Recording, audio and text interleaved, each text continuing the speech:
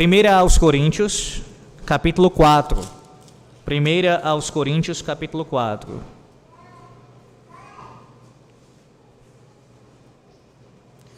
Nessa manhã, meus irmãos, enquanto você encontra o texto, deixe-me aproveitar, como eu normalmente faço, para lhe explicar algo sobre o que nós ouviremos.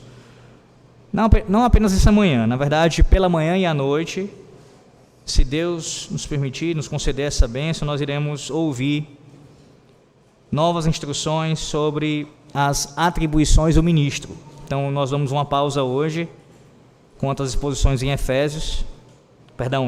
Jeremias. Efésios foi antes, né? Jeremias, voltando assim, se for da vontade do Senhor, no próximo domingo. E continuaremos, né, hoje sobre as atribuições do ministro. Nessa manhã, eu quero falar sobre mais duas atribuições, dois deveres que o ministro tem para com a igreja de Cristo: catequese e administração dos sacramentos. À noite, falarei apenas sobre o governo, o seu papel como governante na igreja. Então, pela manhã agora, catequese, o dever de catequizar a igreja e administrar os sacramentos. E à noite, como governante, atuando como governante ao lado dos demais presbíteros da igreja. E aí a gente vai encerrar à noite, se Deus quiser, essa parte dos deveres, que ao todo dará, se eu não estiver enganado, 5 sermões, só sobre os deveres. Em junho, ainda que é o mês anterior à eleição, à nossa reunião extraordinária, eu falarei sobre as qualificações, aquelas, 1 Timóteo capítulo 3, você deve lembrar, quando eu falei no passado, referindo-se mais ao regente, né?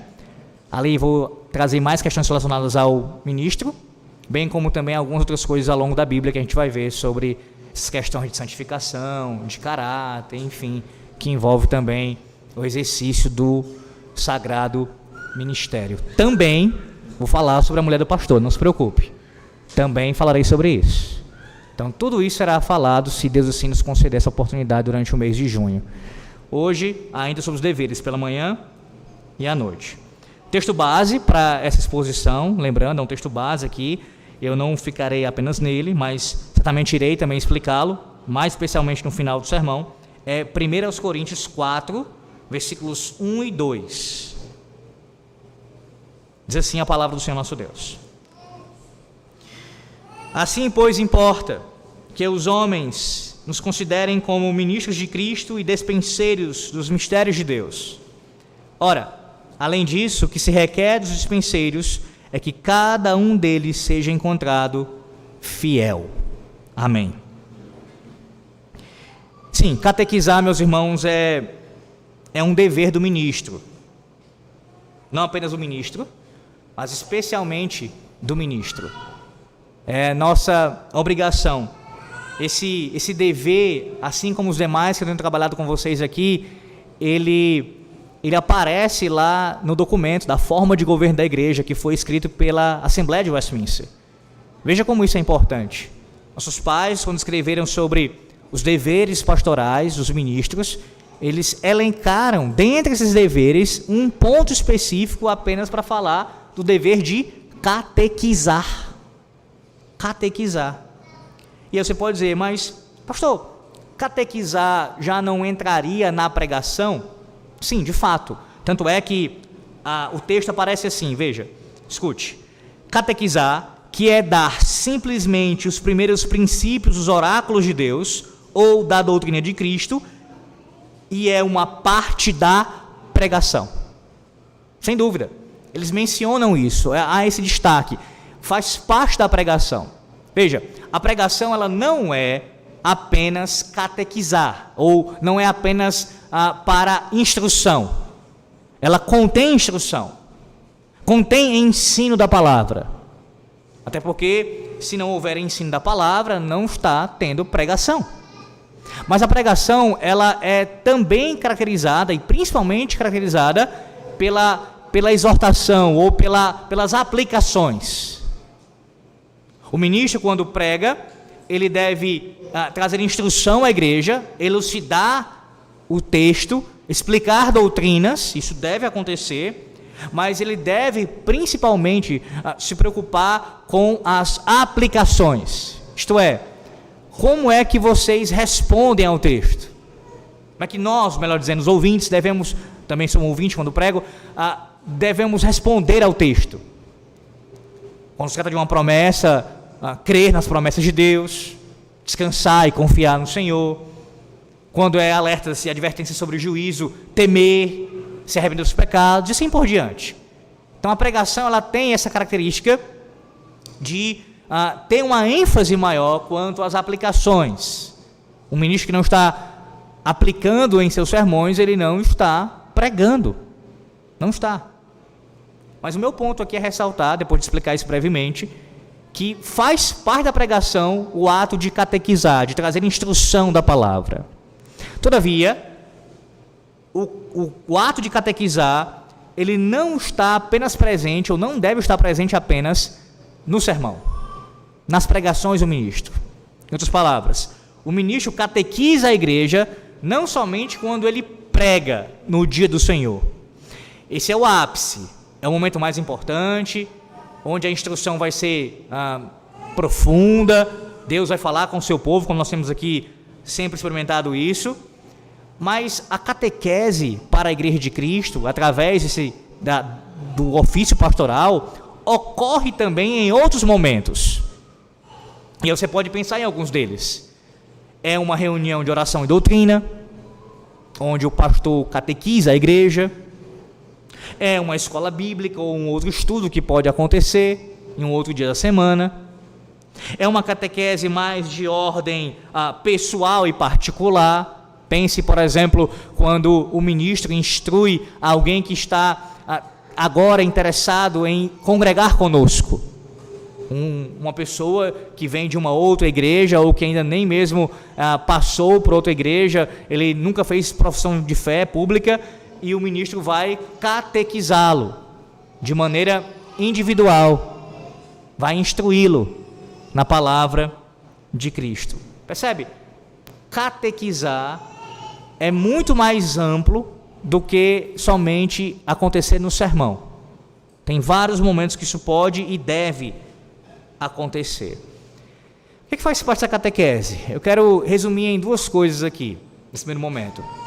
A catequese faz parte dela ensinar os princípios elementares da fé cristã.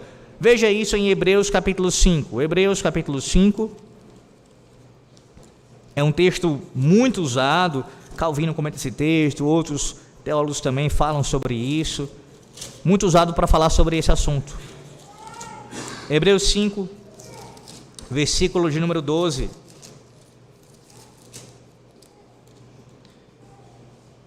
Diz assim a palavra do Senhor: pois com efeito, quando devíeis ser mestres, atendendo ao tempo decorrido, tendes novamente necessidade de alguém que vos ensine de novo quais são os princípios elementares dos oráculos de Deus. Assim vos tornastes como necessitados de leite e não de alimento sólido. O autor aqui, ele está repreendendo os seus leitores, sem dúvida. Basicamente, é uma fala que admoesta aquele público dele quanto à falta de progresso do conhecimento e da prática do conhecimento da doutrina de Cristo.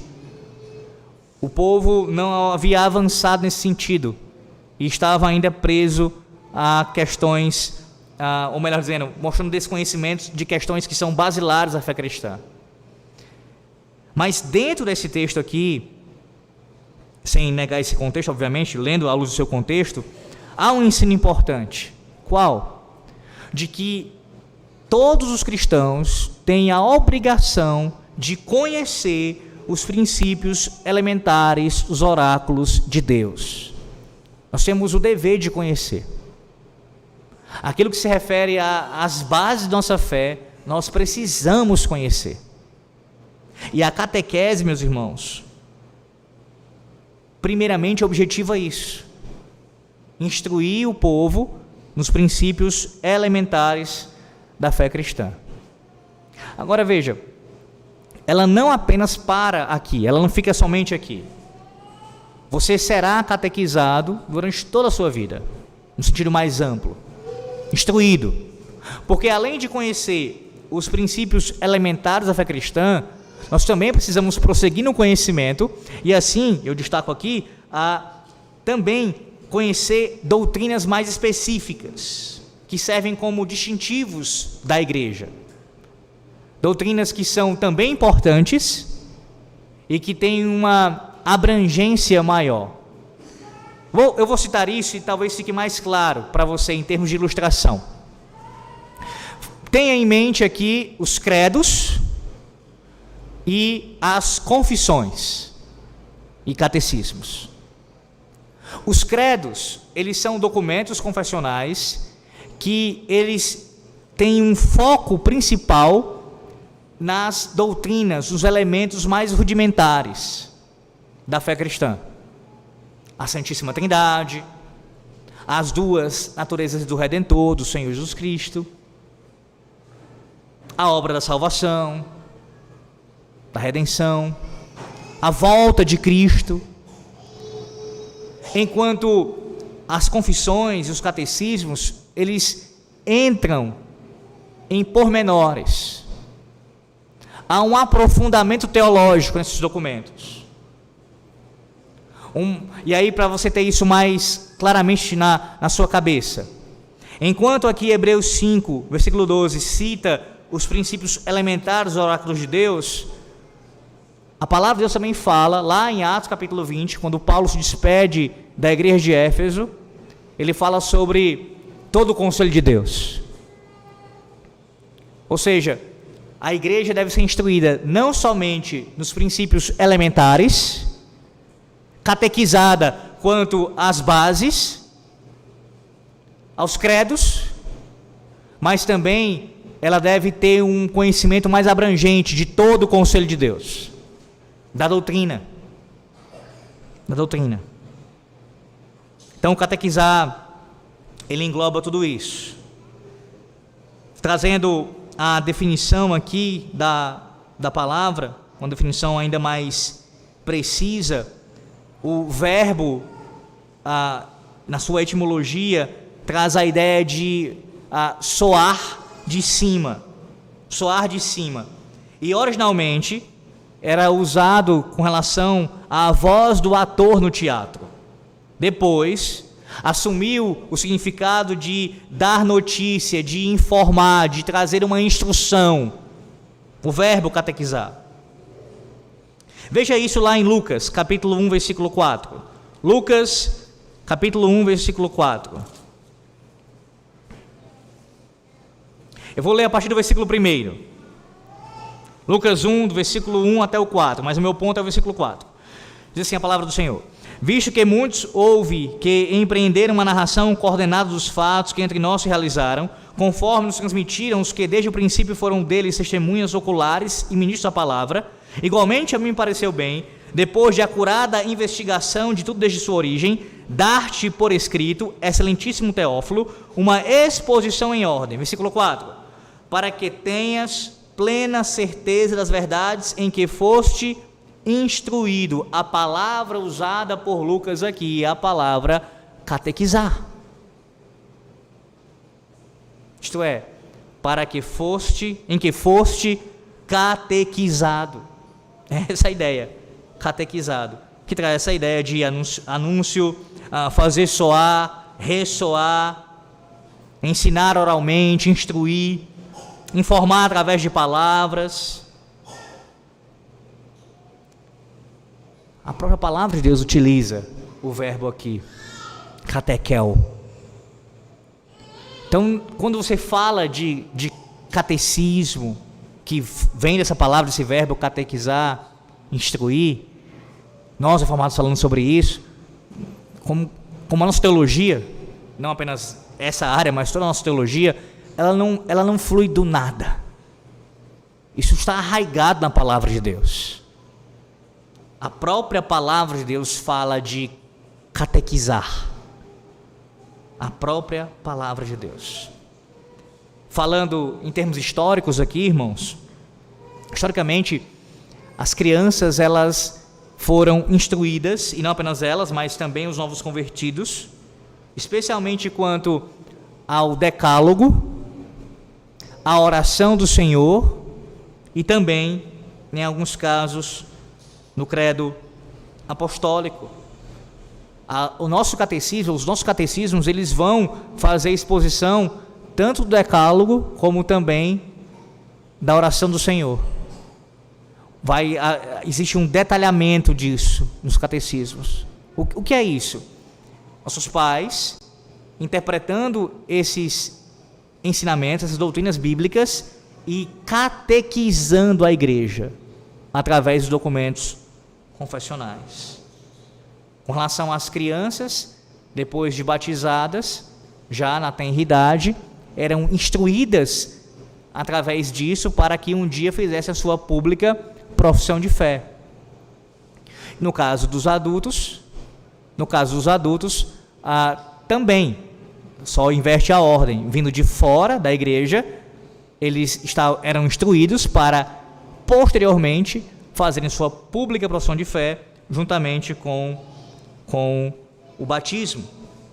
No caso das crianças, existia algo, melhor dizendo, um método que era usado especialmente para isso acontecer.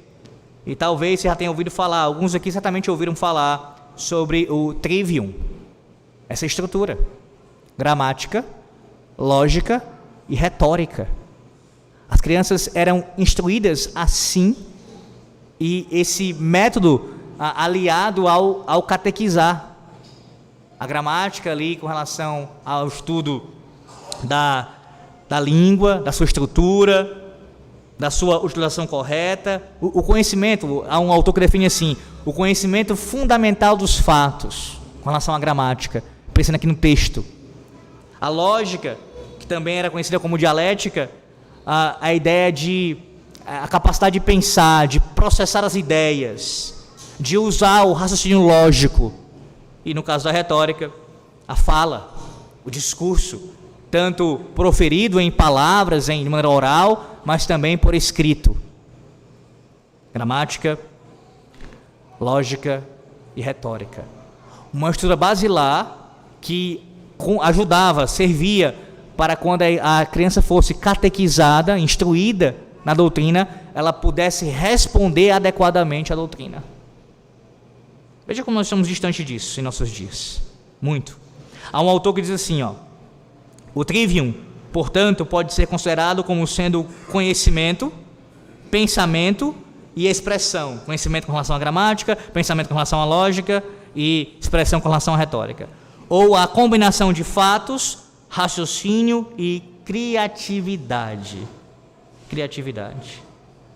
E assim acontecia. E aí hoje em dia a gente tem que escutar, nós temos que ouvir isso. Olha, para as crianças serem instruídas corretamente, elas precisam serem retiradas do culto solene, terem uma salinha especial para elas, fazerem seus desenhos, comer o seu lanchinho, ali ter suas brincadeirinhas, e somente assim elas irão aprender de fato a doutrina de Cristo. Como eu já disse outras vezes, eu direi novamente: o famigerado culto infantil é uma invenção do diabo. Porque é o diabo quem ataca a família da aliança, é o diabo quem principalmente ataca o culto solene, as ordenanças de Deus. É ele quem faz isso. Quando tiramos as crianças do culto solene, que, como eu disse, a pregação não é a única, mas é a principal catequização, a principal forma de a igreja ser catequizada, nós estamos privando nossos filhos de serem instruídos, de serem catequizados. E aí, quando a gente olha para o passado, a história da igreja, a gente deveria corar de vergonha, por sabermos que crianças foram instruídas de forma profunda acerca dessas doutrinas que muitos de nós, adultos, não têm o menor conhecimento. É bem verdade que isso tem a ver com o fato de não termos tido a oportunidade de sermos instruídos no trivium. Isso pesa, é claro. Não tivemos uma boa educação. Não temos, de forma geral, em nosso país, uma boa educação. Não temos. Não temos. Mas isso não nos isenta da responsabilidade, irmãos. Ainda mais quando a gente recebe esse ensino em nossa igreja local. Sabemos disso, temos agora cada vez mais conhecimento disso. Então que a gente mude nossa percepção sobre isso. A gente mude e seja moldado pela palavra de Deus. Catequizar é um dever do ministro. Mas aqui eu quero fazer uma aplicação específica para você também.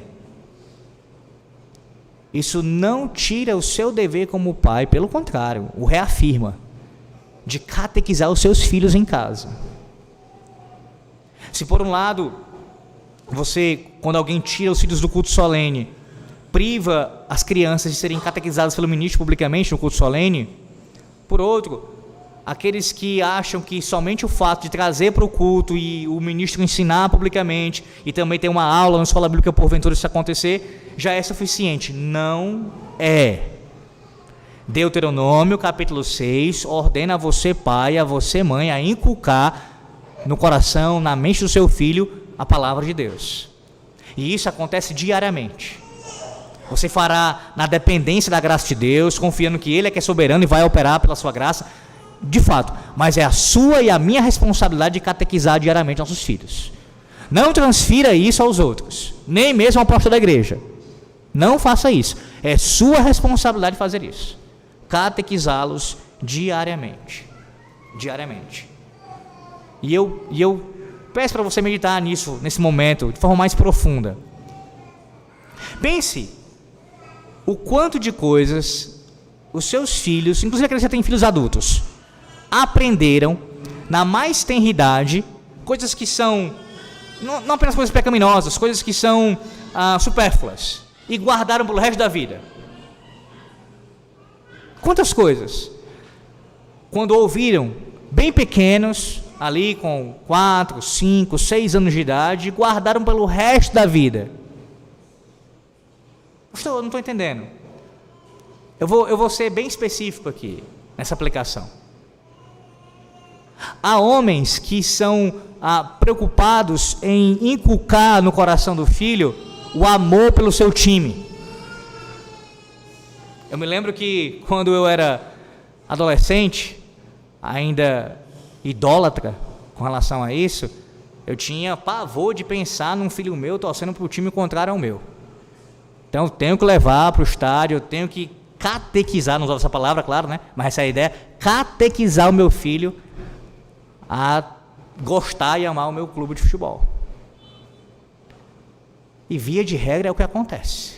Se o pai se dedica a isso, normalmente o filho acompanha. Normalmente. Tem as exceções, o filho pode não gostar de futebol, pode não gostar tanto quanto o pai, mas normalmente é assim, é transferido de pai para filho. Quando não, algum outro de próximo ali, um avô, um tio, alguém aí da família, que leva e catequiza o menino, especialmente o menino, nessa doutrinação. E ele aprendeu, não aprendeu? Talvez seja mais idólatra que você com relação ao seu time de futebol. E por que a gente não gasta tempo, irmãos, e como deveríamos gastar muito mais, catequizando nossos filhos nos rudimentos, nos elementos da fé cristã? Não tenha nenhuma dúvida que por mais que não dependa de você e não dependa de mim, da conversão no coração dele, se a gente fizer isso, esse trabalho, na dependência de Deus, no mínimo, essa criança terá sim conhecimento suficiente da palavra. Ela vai ter. Vai ficar alguma coisa assim no seu coração. Ficará, não tenha dúvida quanto a isso. Ela aprende coisas menos importantes, supérfluas. Ela guarda no seu coração isso. O problema é que a gente inverte a ordem das coisas, das prioridades. Esse é o problema. Palavra 1 Timóteo, capítulo 3. 1 Timóteo, capítulo 3. Eu preciso ressaltar aqui o dever do ministro como o catequista, aquele que catequiza a igreja. 1 Timóteo 3, texto que eu preguei ano passado, e voltarei a ele agora, brevemente aqui, e também à noite, com relação ao governo. 1 Timóteo 3, veja o versículo de número 2. Como eu já expliquei, esse texto ele trata as qualificações que se aplicam tanto aos docentes como aos regentes, tá? Então veja aqui, o final do versículo 2 diz que ele, o bispo, o presbítero, o pastor, repito, tanto o presbítero docente como o regente, deve ser apto para ensinar. E como você já foi instruído, já foi catequizado sobre isso, esta é uma diferença aqui entre ser presbítero e ser diácono. É uma das diferenças. Enquanto o diácono não precisa ter a aptidão para ensinar, lembrando, apto para ensinar publicamente. Porque todo homem deve ter algum nível de aptidão para ensinar, a sua família, pelo menos, né? Então aqui, apto para ensinar, a ideia é essa, com um contexto de público, para a igreja de Cristo. O presbítero, ele precisa ter essa habilidade. Tanto a pregação como o ensino devem fazer parte do seu ofício. Então não é algo que dá para você relegar a algo que não é importante. Um ministro, eu estou falando sendo específico, irmãos, aqui, tá? Com relação ao ensino. Eu ainda preciso explicar isso com mais profundidade em outro momento, mas basicamente aqui, a pregação contém ensino, mas tem mais do que ensino. Tem mais do que ensino. Como eu disse, tem aplicações, tem exortações. Mas ela tem que ter ensino. Só que pregação é uma coisa e ensino é outra coisa, biblicamente falando. O ministro tem que saber pregar e tem que saber ensinar. Tem que saber as duas coisas. Agora, no final de março, para início de abril, eu estive no meu módulo lá no mestrado, e o reverendo Weber Carlos de Campos, ele trazendo alguns conselhos para nós, pastores lá, os seus alunos, ele teve uma coisa que ele falou e repetiu em mais de um dia sobre isso, e eu tendo sim a pensar semelhante a ele nesse aspecto. Ele disse o seguinte, dando conselhos para nós, ele falou assim, que todo pastor, ele deve ter essas 4 características, pelo menos, isso deve aparecer no seu ministério. Ele deve ter essas habilidades, esses dons: pregar, ensinar. Aí ele disse a habilidade de pastoreio e também de governo da igreja. Só que todo pastor, ele tem uma área que ele se destaca mais do que as outras. E aí qual foi o conselho dele? Que nas que você não se destaca tanto, você não é tão desenvolto, estude, se capacite, procure chegar ao máximo possível do seu teto, naquela área ali. E naquela que você é bom, que você é diferenciado, você aprofunde mesmo para você realmente ser bem reconhecido, no sentido correto, tá, irmãos? Por aquela área. Porque se você se destaca muito numa área, não tenha dúvida que não vai faltar campo para você. Sempre vai ter uma igreja querendo que você pastoreie. E aqui eu quero acrescentar essa fala dele. Eu entendo que o carro-chefe é a pregação e o ensino, nessa ordem, de um ministro. É a pregação e o ensino. Sem desprezar o pastoreio, sem desprezar o governo. Tanto é que eu vou falar à noite sobre essas coisas. Mas o carro-chefe é a pregação e ensino. Nessa ordem, repito. É triste, irmãos, nós temos conhecimento de pastores que você vê nitidamente a falta de aptidão para ensinar. É bem verdade que há casos em que é preguiça mesmo. É pecado de preguiça. Não estuda, não se prepara, não busca uma capacitação, não faz um outro curso. Não, tem isso. Mas em alguns casos, eu sou convicto disso, em alguns casos, homens são ordenados sem aptidão para ensinar. Assim como acontece com um presbítero regente ser ordenado sem ter aptidão para ensinar, e um diácono ser ordenado sem ter vocação para servir, tem pastor ordenado sem vocação, sem aptidão para ensinar. E você vê o quão nítido é isso. Ele não sabe manusear as escrituras sagradas. Ele não tem habilidade para instruir, para catequizar a igreja, e aí, deixa eu ser específico aqui com relação a isso, a explicar as doutrinas de forma clara, dizer o seu significado, apontar os erros, as falsas doutrinas e por que elas estão erradas e refutá-las. Não tem essa aptidão. Não sabe fazer o bom uso da gramática, da lógica e da retórica. Não sabe.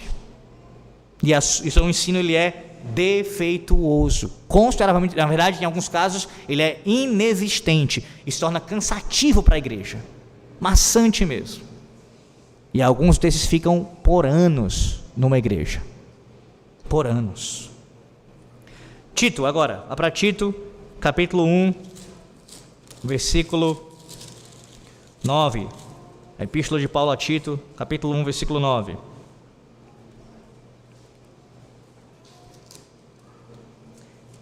A expressão que aparece aqui, apegado, falando acerca do bispo, dos presbíteros, né, dos pastores. Apegado à palavra fiel, que é segundo a doutrina, de modo que tenha poder tanto para exortar pelo reto ensino, como para convencer os que o contradizem. Também, como eu já expliquei aqui aos irmãos, quando eu estive falando sobre esse assunto, a mensagem fiel aqui tem a ver não apenas com a doutrina, a sã doutrina bíblica que deveria ser ensinada, mas inclui aqui, apegado à mensagem fiel, à palavra fiel, a ideia de crer, de ter uma profunda convicção. Como assim, pastor?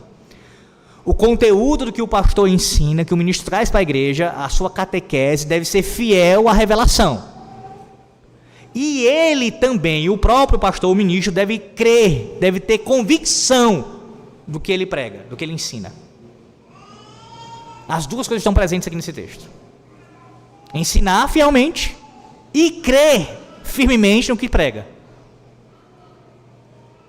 E aí talvez você pense assim, mas reverendo, existem pastores que não creem no que pregam? Muitos. Que eles pregam, eles ensinam por conveniência, não por convicção. Às vezes um ministro ele recebe um convite para ir para uma outra igreja, e aqui eu estou falando mesmo até de sair de uma igreja presbiteriana para ir para uma igreja batista, por exemplo, só por conta de conveniências, entre elas financeiras. O contrário também acontece. Também há casos, não poucos, de liberais. O indivíduo ele está no púlpito, falando alguma coisa ali que é uma doutrina verdadeira, mas ele no coração não crê naquilo. Não crê naquilo. Eu não vou longe não. Há poucos anos, não lembro agora quando foi, faz uns 2, 3 anos, alguma coisa assim, um ministro da IPB, tem mais de um que acabou acontecendo isso, mas vou citar esse caso. Ele já estava há alguns anos, repito, isso aconteceu, estourou o escândalo há uns 3 anos atrás, não lembro agora, foi por aí, mas antes disso, um tempo antes disso, ele já estava manifestando indícios de que estava sendo atraído pela igreja de Roma. As postagens dele no seu Instagram, as falas no seminário onde ele dava aula, lá em Teresina. Até que um momento ele se abriu e falou e foi para a igreja de Roma, largou o pastorado. Mas até isso acontecer, irmãos, até ele abrir mão, sair mesmo do ministério, ele já estava ensinando publicamente e certamente com dúvidas acerca de algumas coisas que ele falava, como justificação pela fé somente. Não tenha dúvida que isso aconteceu nesse processo dele de saída da IPB. Tem ministros que pregam sem terem convicção daquilo que estão falando. E a convicção, irmãos, daquilo que se diz, ela é tão importante, porque isso também encoraja a igreja a ser fortalecida e a crer juntamente com o pastor naquilo que está sendo pregado. Não depende disso em última instância, é a obra do Espírito Santo no seu coração, lhe convencendo, lhe instruindo, lhe trazendo a luz, sem dúvida. Mas um dos meios que ele utiliza também para que isso aconteça é a própria entrega do ministro. Se ele entrega com convicção, com certeza daquilo que ele crê, isso vai se moldar a igreja, tende a moldar a igreja, a ser convicta também na mesma fé. Assim como caminha o púlpito, assim caminha a igreja, via de regra. Observe as palavras que aparecem no versículo 9 de Tito 1, além dessa palavra mensagem fiel ou palavra fiel, ele usa aqui, de modo que tenha poder tanto para exortar, que é a ideia de encorajar, e também ele cita aqui convencer. pelo reto ensino, como também para convencer os que o contradizem. Convencer, a ideia de refutar. O ensino fiel e a defesa da Escritura, atitudes que encorajam a piedade e confrontam o pecado e o erro, aqueles que o contradizem. Sim, o ministro, pela palavra, quando ele ensina a palavra, ele vai exortar a igreja, ele vai encorajar a igreja, pregando fielmente, crendo naquilo que prega, ao mesmo tempo que ele vai convencer aqueles que o contradizem. Ele tem aptidão para refutar o falso ensino e trazer convencimento naquilo que é possível trazer, claro, na argumentação. Lembra? Gramática, na retórica e também na lógica, ou na ordem lógica e retórica. Ele vai argumentar pela palavra para que o povo entenda, compreenda e assim seja instruído e rejeite o falso ensino. Volte um pouco agora para Atos dos Apóstolos. Espero ter tempo de falar sobre os sacramentos ainda nessa manhã. Atos dos Apóstolos, capítulo 20. Atos dos Apóstolos, capítulo 20.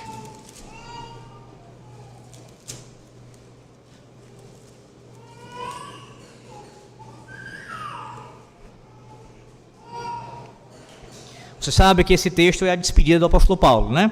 Texto que eu cito muitas vezes aqui em nossa igreja, por ser importantíssimo para vários assuntos, dentre eles o que a gente está tratando nessa manhã. E aí, veja o versículo 29. Atos 20, versículo 29. Ele diz assim, ó: Eu sei que depois da minha partida, entre vós penetrarão lobos vorazes, que não pouparão o rebanho. A expressão lobos vorazes aqui, meus irmãos, que é uma metáfora tomada por empréstimo da fala de Cristo, ela enfatiza os perigos externos que os nossos mestres representam para a igreja. E Paulo está falando desses perigos aqui. Aí no versículo 30 ele diz: E que dentre vós mesmos se levantarão homens falando coisas pervertidas para arrastar os discípulos atrás deles. Observe, dentre vós mesmos. Ainda mais mortais que os ataques de fora da igreja são as deserções, especialmente dos líderes dentro da igreja. E a expressão falando coisas pervertidas, traz a ideia de torcer a verdade. Eles torcerão a verdade. A palavra grega aqui é usada nesse sentido, deformar, distorcer. Os nossos mestres, eles são caracterizados por distorcerem a palavra para os seus próprios fins malignos. E aí, Paulo está falando isso para os presbíteros, para que estejam atentos a isso. Surgirão falsos profetas, tanto vindo de fora do contexto da igreja, como também dentro da própria igreja. Pessoas que vão suscitar falsos ensinos. Vocês precisam estar preparados para fazer o que ele disse a Tito, tanto encorajar a igreja, bem como também refutar, convencer aqueles que o contradizem. Um ministro que não tem essa habilidade, essa aptidão, na verdade já está escravizado como no seu ofício de ministro, e a ideia é essa, irmãos, é como se a porteira estivesse aberta. Pense nisso, nessa ilustração. Aqui, pensando nesse contexto aqui é o aprisco. E aí, digamos que o conselho, começando pelo ministro, não tem essa aptidão para ensinar. O aprisco está aberto. Qualquer lobo entra aqui e destrói com facilidade aquilo que está sendo ensinado. Se é que estaria sendo ensinado corretamente, se não tivesse essa aptidão. Em alguns casos até tem aptidão, mas ela, como eu disse, ela não foi tão desenvolvida. Precisa ser desenvolvida cada vez mais ao longo dos anos. Irmãos, perigos assim acontecem na igreja com frequência, mais do que você imagina. A gente está, às vezes, acostumado a pensar apenas em falsos mestres, mais conhecidos, que escreveram livros, que estão falando na mídia, mas no contexto da igreja local, no chão da igreja local, aqui, especificamente nesse endereço, Rua Professor Raimundo Gomes 255, vez por outra aparece um lobinho. Alguém que quer trazer um falso ensino, alguém que quer se insurgir contra a autoridade, alguém que quer trazer e precisa, não somente aqui, como qualquer igreja local, ter ministros que possam se opor a isso. se opor a isso. Essa fala para vocês serve para encorajamento, para que jamais aconteça isso, independente de quem estiver nesse púlpito. O pastor atual ou o futuro pastor, ou os futuros pastores passarem por aqui. Vocês devem ter a obrigação, vocês têm a obrigação e devem fazer isso. Exigir do conselho, respeitosamente é claro, que sempre tenham ministros aqui fiéis para serem aptos a ensinar a palavra de Deus. E não permitir que lobos vorazes entrem em vosso meio e assim devore as ovelhas de Cristo. Quero arrematar com uma citação, é um pouco longa, mas importante, que eu creio que resume aqui esse ensino que estou trazendo para vocês. É uma citação do puritano William Perkins. Ele fala sobre isso. William Perkins fala assim: o trabalho do ministro consiste principalmente nessas coisas. Primeiro, ele deve se esforçar por meio da leitura e do estudo para adquirir o conhecimento verdadeiro do fundamento e da substância do Evangelho e da religião verdadeira, para que possa ensiná-los de forma sólida e clara. Por isso, São João, o apóstolo João, é ordenado a comer o livrinho lá em Apocalipse, que, por assim dizer, era digerido e fixado em seu coração pelo estudo e pela meditação. Por isso também o profeta Malaquias diz, lá em Malaquias 2,7, os lábios do sacerdote devem preferir a sabedoria e o povo deve vir para a instrução. E todo escriba ensinado por Deus deve ter abundância no tesouro do seu coração, como um bom pai de família. Texto de Mateus 13:52. Em segundo lugar, ele deve transmitir ao seu povo, de forma verdadeira e distinta, toda a vontade e conselho de Deus a respeito da salvação, conforme é proposto nos livros dos profetas e apóstolos. Paulo ordena isso por meio de seu próprio exemplo, testificando à igreja que, Atos 20, versículo 27, ele lhes havia ensinado toda a vontade de Deus, sem omitir nada do que lhe for ordenado que eles transmitissem. Em terceiro lugar, ele deve se esforçar para discernir e ser capaz de descobrir falsos mestres para o povo, no meio do povo ali, entre o povo, para que ele não apenas os conheça pessoalmente, mas também faça com que a igreja os observe. Paulo exige que o mestre na igreja seja capaz de convencer os contradizentes da sua verdade. Tito 1:9. Nessa descoberta, ele deve fazer duas coisas. Primeiro, detectar as doutrinas heréticas. Segundo, seus costumes perversos. Assim agiu nosso Salvador, Cristo, em sua própria pessoa, vivendo na igreja dos judeus, com os escribas e fariseus. O próprio modelo de Cristo, de identificar os hereges, seus falsos costumes e denunciar os falsos ensinos. Ele revelou ao povo suas falsas interpretações da lei, até o fim, Mateus 5:21, bem como suas vidas perversas e hipocrisia condenável, até o fim, capítulo 23 de Mateus, versículos 3 e 4. E o apóstolo Paulo, em todas as suas epístolas, se esforça para descobrir as vidas perversas e refutar as opiniões heréticas dos falsos apóstolos. Quarto lugar, ele deve se esforçar para que a doutrina do Evangelho, assim publicada, possa edificar. Este é o objetivo de todo ensino, como Paulo demonstra em 1 Coríntios capítulo 14.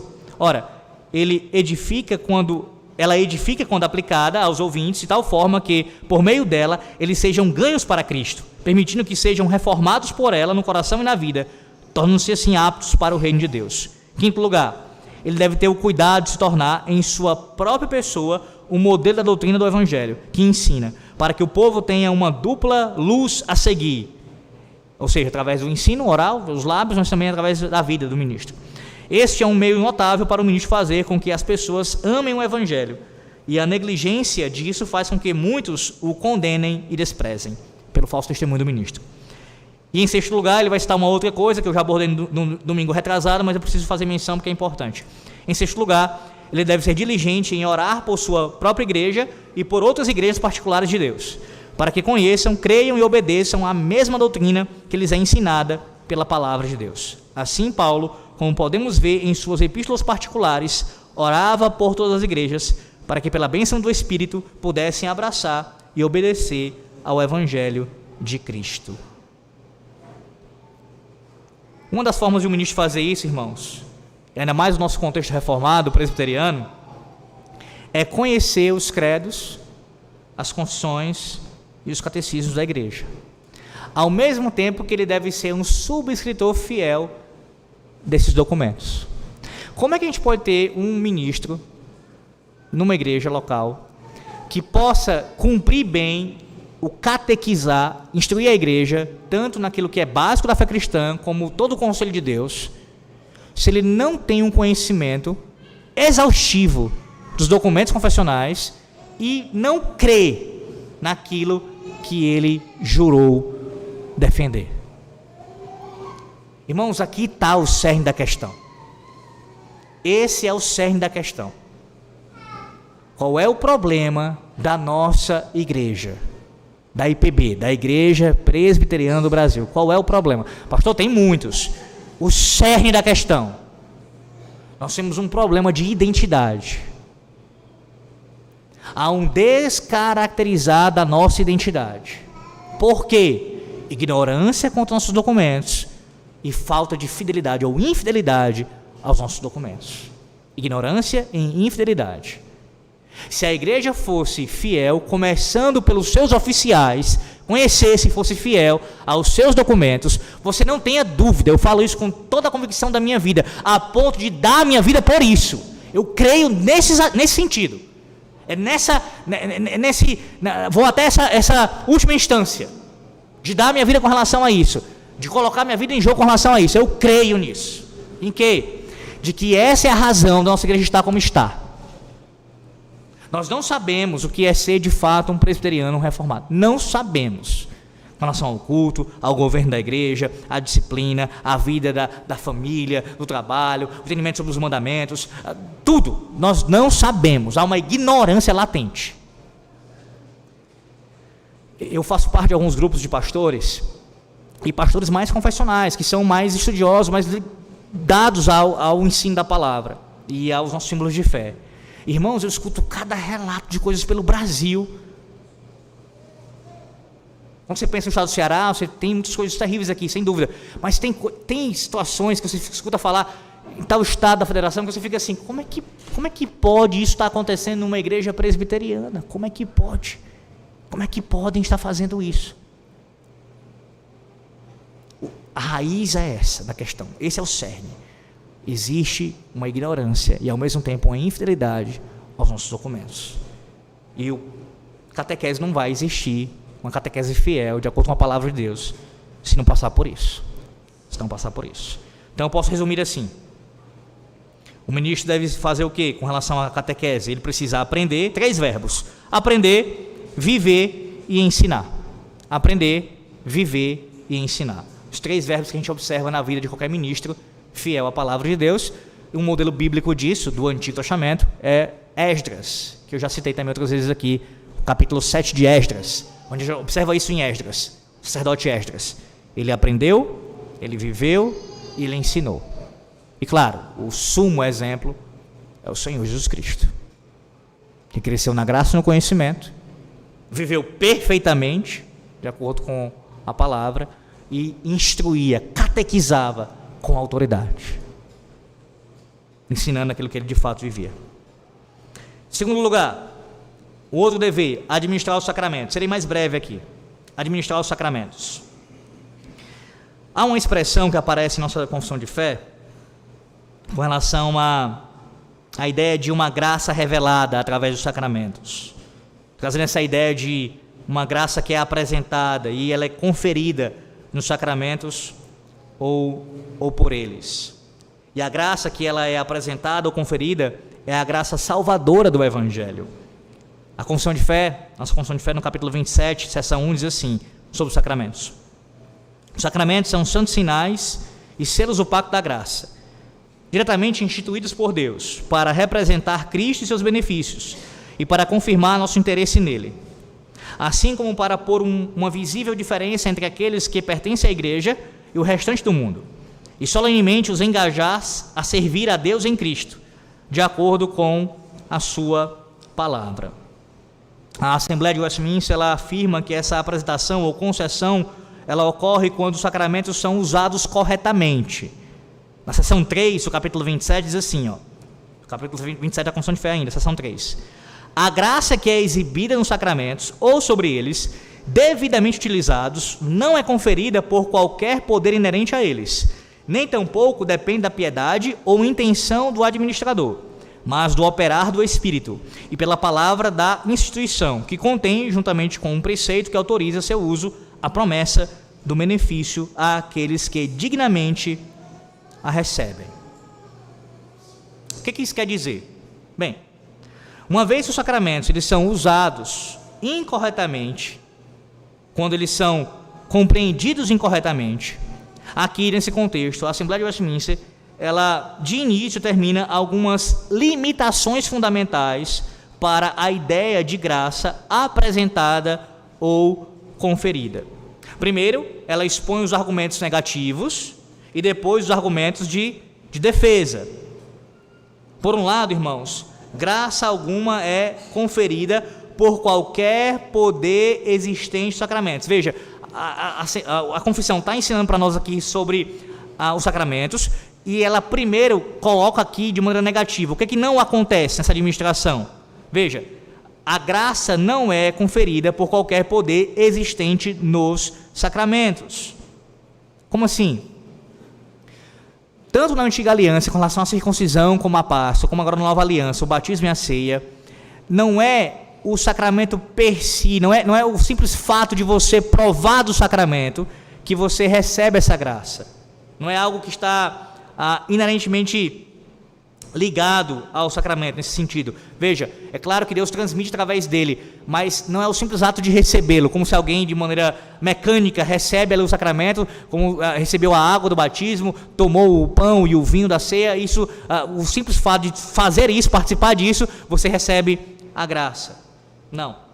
Por outro lado, se não é a ação ou material do sacramento que salva, a eficácia dele também não depende da piedade ou intenção da pessoa que administra. Aqui entra uma outra negação da confissão de fé. A confissão de fé nega que a graça ela é conferida simplesmente por participar do sacramento, como é uma ideia papista, essa ideia de você simplesmente o ato de comungar ali na Eucaristia receber essa graça. Mas também a confissão nega que a administração do sacramento dependa da piedade ou intenção do ministro. E essa posição da confissão de fé, irmãos, ela está expressando uma concordância histórica. Como assim? Lá atrás, séculos anteriores, ali, volta do século IV ao século VI, houve a chamada controvérsia donatista. E nessa controvérsia donatista, houve um debate. Alguns se levantaram com a ideia de que aqueles que naquele período, por causa da perseguição, acabaram sendo tratados como traidores da Igreja de Cristo, entregando assim a Bíblia aos seus perseguidores, estes não deveriam, na verdade alguns deles diziam que eles deviam ser batizados novamente, e os ministros não poderiam administrar os sacramentos. Como se a administração dos sacramentos, desses que foram, assim, traidores, né? Ela dependesse, a administração dos sacramentos feita por eles, da piedade deles, da sua vida com Deus. A posição histórica da igreja, e a confissão de fé de Westminster está confirmando isso, ela está asseverando o mesmo ensino. A posição histórica da igreja é que a administração dos sacramentos não depende da piedade do ministro. Vou ser específico. O pastor pode estar vivendo em pecado, isso não vai fazer nenhum tipo de trazer um problema para a administração do sacramento. O sacramento, se for o batismo correr em nome do Pai, Filho e Espírito Santo, com água, por um ministro legalmente ordenado, o batismo aconteceu, mesmo que o ministro seja um infiel, seja um homem que não teme a Deus, porque não depende da piedade dele, não depende. Pastor, mas isso não é um problema? Claro que é. Em que sentido? Esse homem, se não se arrepender, ele vai provar do juízo divino, ainda maior em comparação aos outros. Se ele for descoberto, ele vai ser disciplinado, deveria ser pelo menos. Então tudo isso, eu não estou anulando essas coisas não. O que eu estou dizendo, em concordância com a confissão de fé e com a posição histórica da igreja, a posição histórica da igreja é que não depende a validade do sacramento da piedade ou da intenção de um ministro. Assim também com relação à ceia, não só o batismo. Se foi feito como Cristo ordena, a ceia tem validade, mesmo que o pastor seja um liberal, por exemplo. Se a ceia foi feita conforme a palavra da instituição. E aqui, a confissão vai citar, primeiro, O que depende, então, a eficácia do sacramento? Primeiro, depende da obra do Espírito Santo. Depende da obra do Espírito Santo. O Espírito Santo ele atua nos sacramentos, na sua administração. Tanto com relação ao batismo, lembra que essa é uma linguagem bíblica acerca de ser batizado no Espírito, fazer parte do corpo de Cristo. Isso tem ligação com a obra do Espírito, bem como também no próprio fato de sermos membros do mesmo corpo de Cristo, somos unidos, estamos em comunhão uns com os outros no vínculo do Espírito, o que é visto, que é visível na ceia do Senhor. Então o Espírito atua, sim, há uma obra, há um agir dele na administração dos sacramentos. Eles operam pelo Espírito. Em segundo lugar, também a sua eficácia dos sacramentos depende da palavra da instituição, isto é, a instrução que acompanha os sacramentos. Essa palavra contém um preceito que autoriza o uso. Tanto em Mateus 26, quando o Senhor Jesus Cristo ele institui a ceia, bem como também em Mateus 28, quando ele fala sobre os seus discípulos irem e batizarem, esses sacramentos eles são precedidos por uma palavra de instrução, ou a chamada palavra da instituição. Os sacramentos nunca são administrados, biblicamente falando, sem essa palavra da instituição. É a base para que eles possam ser administrados. Sim, um ministro não pode simplesmente batizar ou administrar a ceia sem antes instruir a igreja e assim fazer uso das palavras, da palavra da instituição. O sacramento ele deve ser acompanhado por isso.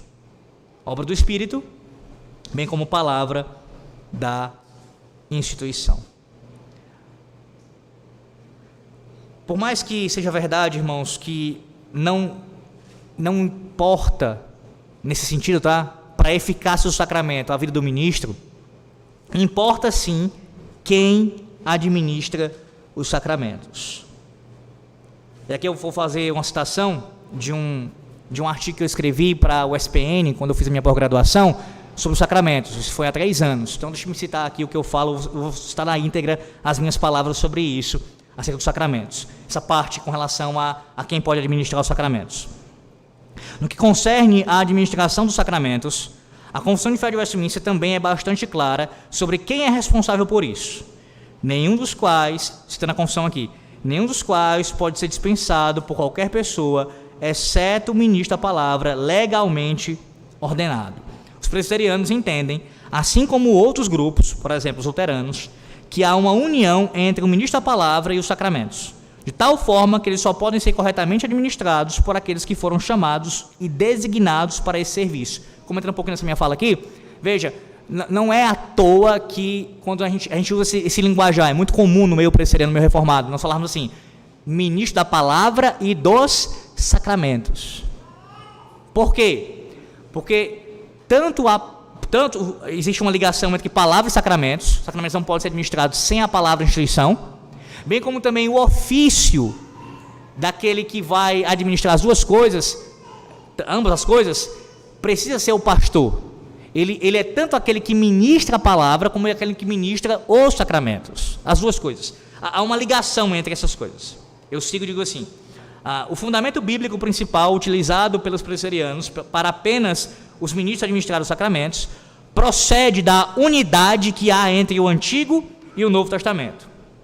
No livro de Atos e nas epístolas às igrejas, especialmente os textos que abordam as funções pastorais, observamos a continuidade do mesmo princípio estabelecido na Antiga Aliança, onde somente os sacerdotes, isto é, aqueles que foram vocacionados e autorizados por Deus, poderiam legitimamente ser considerados como despenseiros dos mistérios de Deus. Observe como isso é importante.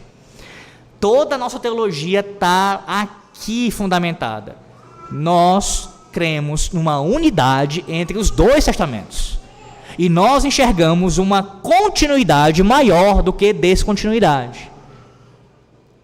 Em outras palavras, a nossa teologia sacramental, ela não começa no Novo Testamento. Assim como a nossa teologia de governo da igreja, de culto, de família. Olha aí, de família. Alguns usam só isso, né? Eu quero ver qualquer um que não é reformado, um crente fiel, falar de família somente no Novo Testamento. Ele vai começar lá em Gênesis. Ou não?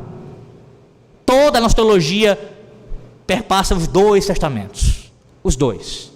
Não é diferente com relação aos sacramentos. E aqui eu cito, lá no meu artigo, eu citei o teólogo presbiteriano, membro da Assembleia de Westminster, que era diferenciado, tinha um potencial absurdo, George Gillespie. Ele diz o seguinte: a administração dos sacramentos não faz parte do aperfeiçoamento dos santos, da obra do ministério, da edificação do corpo de Cristo? Ele pergunta. E não nos é dito que isso continuará até que todo o número dos eleitos seja cumprido? E quem Cristo deu aqui a sua igreja para esta obra? Ele deu a algum outro além de pastores e mestres, deixando de lado os ofícios extraordinários? E quem são, aí ele pergunta, e quem são os pastores e mestres designados para isso? Todos ou quem quiser? Não todos, mas alguns. Alguns. Somente os que Deus ordenou como seus despenseiros. Meus irmãos, os próprios coríntios, eles administravam a ceia, cada pessoa pegando, aqui está um comentarista, cada pessoa pegando o que queria, quando queria. Segundo Paulo, isso de forma alguma era a ceia do Senhor. Essa é uma das coisas que está acontecendo ali em 1 Coríntios capítulo 11. A ceia não está sendo administrada como Cristo ordenou. É um dos problemas ali presentes. Distribuídos de forma decente e ordeiramente, os sacramentos são repartidos pelo líder da congregação. Após serem adequadamente administrados, pensando aqui na ceia, o mestre que ministra as palavras de instituição é aquele comissionado para dar o sacramento. Os sacramentos do Antigo Testamento mostram paralelos significativos para a nova igreja, ou a igreja na nova aliança. Isso ocorre já que os ritos santos ordenados por Deus na antiga aliança eram comissionados apenas para aquelas pessoas a quem o próprio Deus tinha designado. Citando Hebreus capítulo 5, versículo 4, diz assim, o indivíduo não realizava essas ações especiais, senão quando chamado por Deus, como aconteceu com Arão. E agora vá para o texto que a gente começou esse sermão, 1 Timóteo capítulo 4, para a gente poder chegar à nossa conclusão. 1 Timóteo 4, veja aí os versículos 1 e 2. Observe aqui.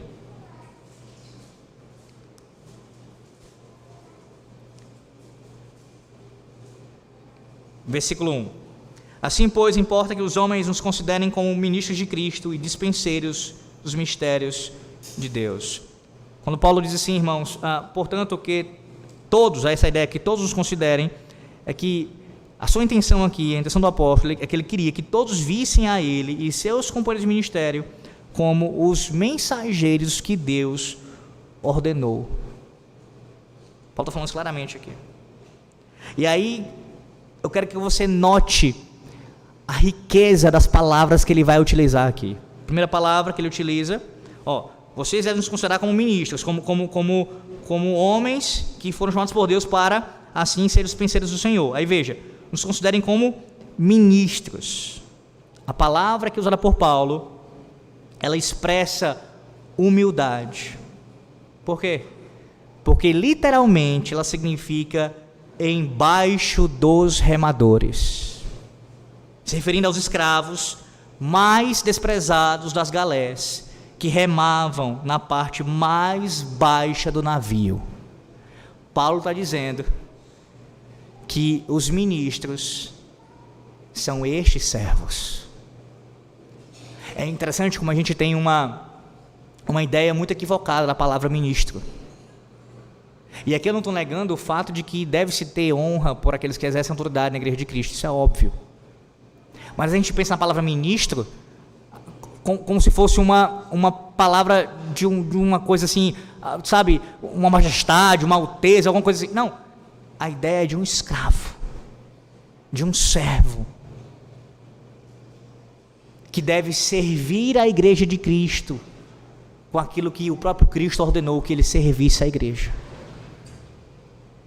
É uma contradição, irmãos, para um cristão de forma geral, quanto mais para um ministro ser arrogante. É uma contradição. Ele deve ser o que mais serve. Mas também ele usa outra expressão aqui. A palavra despenseiros. Despenseiros. A palavra pode ser traduzida como encarregados. Paulo define aqui, meus irmãos, suas responsabilidades como apóstolo, recorrendo aqui a um termo que originalmente se referia a uma pessoa responsável pelo cuidado de todos os bens de um senhor: casas, campos, finanças, alimentos, outros servos e às vezes até mesmo os filhos. O ministro é um despenseiro, é um encarregado de Cristo para cuidar de tudo que Cristo colocou sob a sua responsabilidade. Imagine aqui, você colocando alguém nessa função. Quem você colocaria para cuidar dos seus bens, das suas finanças, dos seus filhos? Alguém da sua extrema confiança, que fosse capacitado, treinado, tivesse aptidão para desenvolver o trabalho e tivesse a sua confiança, fosse autorizado por você para cumprir tal tarefa. Por que a gente não tem isso? Uma das razões, né? É ignorância, irmãos. A Bíblia fala do trabalho pastoral de uma maneira muito excelente, de uma maneira muito séria e sublime também ao mesmo tempo, mas com muita seriedade. O ministro deve ser tanto um servo como um encarregado. Tanto ele é um ministro, o pastor é um ministro, como ele é um despenseiro. Então, não votar, escolher um pastor, seja agora para julho, ou qualquer vez na sua vida você participar disso. Você tem que ter essas coisas na sua mente. Não é algo que você deve fazer de qualquer maneira. Se você, na sua experiência política, pondera em quem você vai votar, quanto mais você deveria fazer isso com relação à escolha dos seus oficiais, da sua igreja local. Paulo também utiliza a expressão mistérios de Deus. E como os irmãos já foram catequizados, instruídos sobre isso em Efésios, o termo mistério, meus irmãos, é usado no Novo Testamento, principalmente para se referir às revelações divinas previamente secretas, que agora estão reveladas, especialmente a obra de Cristo em salvar judeus e gentios. Aqui, nesse contexto, a palavra ela é usada no seu sentido mais amplo, como a verdade completamente revelada por Deus. Era toda essa verdade que o apóstolo Paulo tinha de supervisionar e entregar como um servo e encarregado por Deus. Paulo está dizendo, e aqui eu uso as palavras do apóstolo Paulo na condição de ministro dessa igreja, sou encarregado, sou servo e encarregado de Deus para, assim, supervisionar e também entregar os seus mistérios, o que inclui os sacramentos. Os sacramentos. Versículo 2. Ora, além disso, o que se requer dos dispenseiros, que cada um deles seja encontrado fiel. Essa é a qualidade mais essencial que um servo deve ter ao seu senhor: lealdade, fidelidade. Fidelidade. Deus não cobra dos seus ministros resultados no sentido de que, por exemplo, a conversão de vidas. Isso é uma obra de Deus. Mas Deus cobra sim, exige de nós fidelidade. Fidelidade. Aqui, nesse contexto, fidelidade no trabalho quanto a sermos servos e ministros e dispenseiros dos seus mistérios. Pensando com relação aos sacramentos, você acha que quando um pastor se preocupa, tem todo o cuidado e atenção para administrar um batismo e a ceia do Senhor de forma fiel a Deus, é excesso de zelo?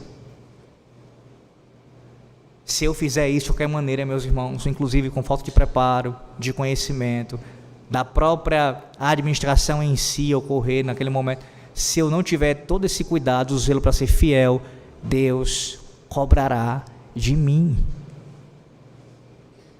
E vocês precisam ter consciência disso, para que jamais haja nessa igreja local um tratar de forma despreocupada, desatenciosa sobre isso. Exijam sempre dos ministros de vocês fidelidade.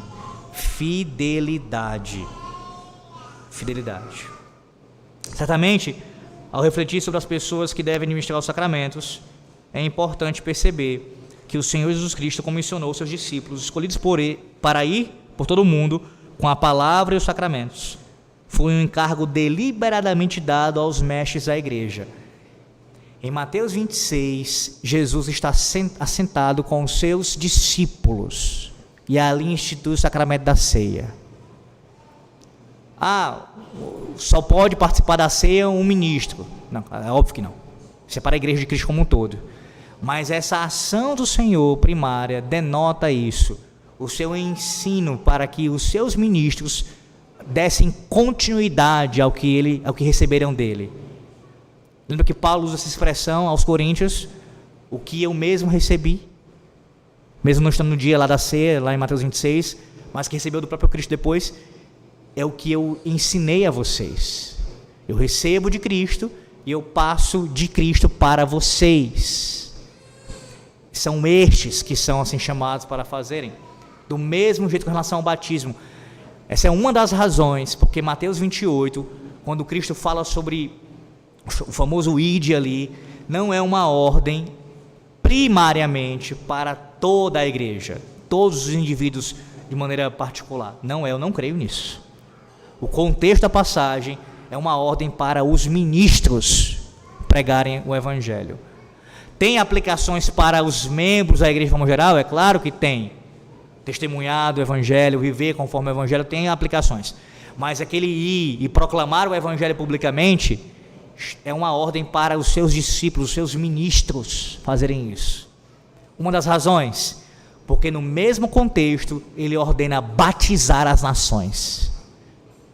As nações, que inclui as crianças. Batizar as nações.